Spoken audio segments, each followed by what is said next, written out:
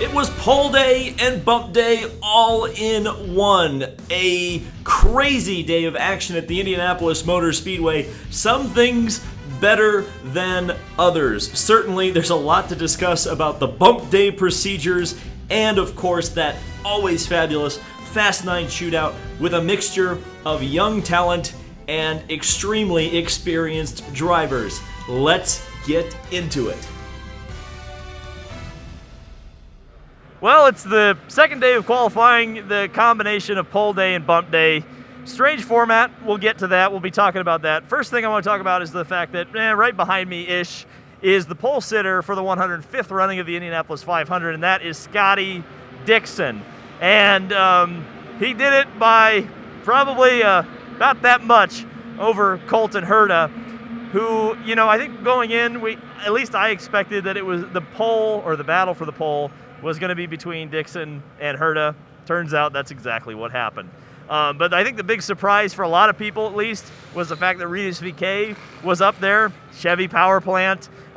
We've been told honestly, I've had people from several teams even say, hey, the Chevy power plant, not very good.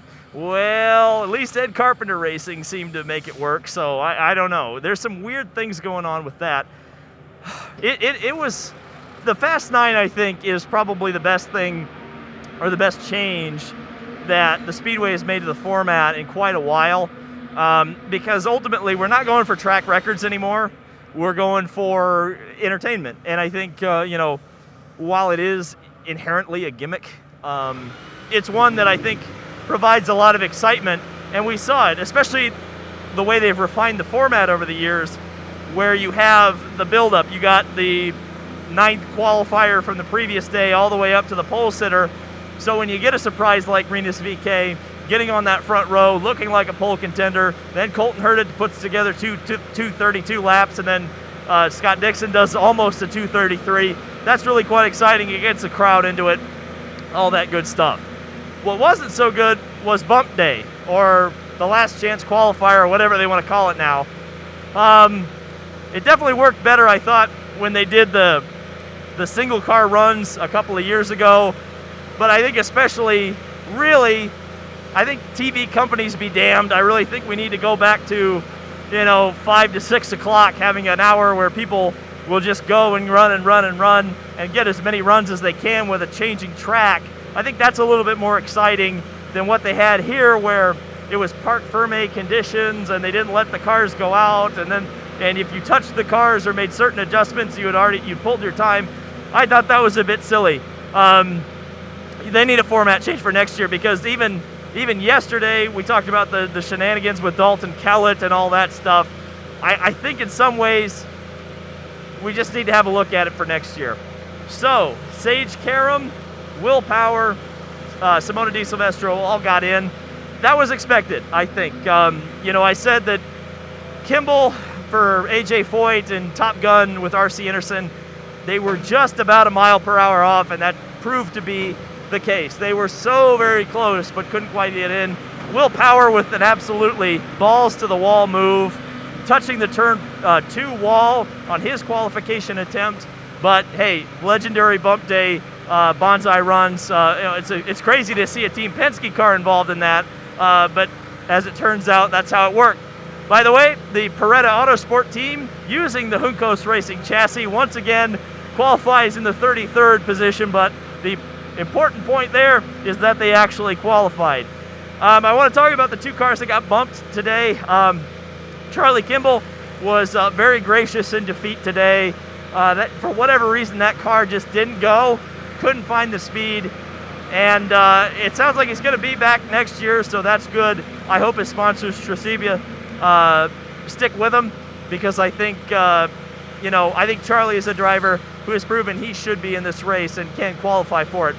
I do want to talk about Top Gun Racing. I actually got to speak very briefly to the team owner, Bill Throckmorton, and a lot of the crew guys there, and they gave me hell for doubting them, and I'll own that. I'll do better next time, I guess I'll say, for that one. But you know what? They were an excellent story. They didn't make the Indianapolis 500, but in speaking with them throughout the course of the week, I've spoken to various crew members. it sounds like that team is trying to make a run of it. They didn't just buy that equipment to come here and get bumped one time and stay away. It sounds like they may even run some races later on this year. So a big shout out to Top Gun Racing, I have to say. I was really impressed with that effort. And I think R.C. Anderson, we know we've seen some pace from him in the past. We've seen some speed from him in the past. This could be the start of a great journey for that team. So practice is actually going on right now, and we may cut in if something crazy happens during it.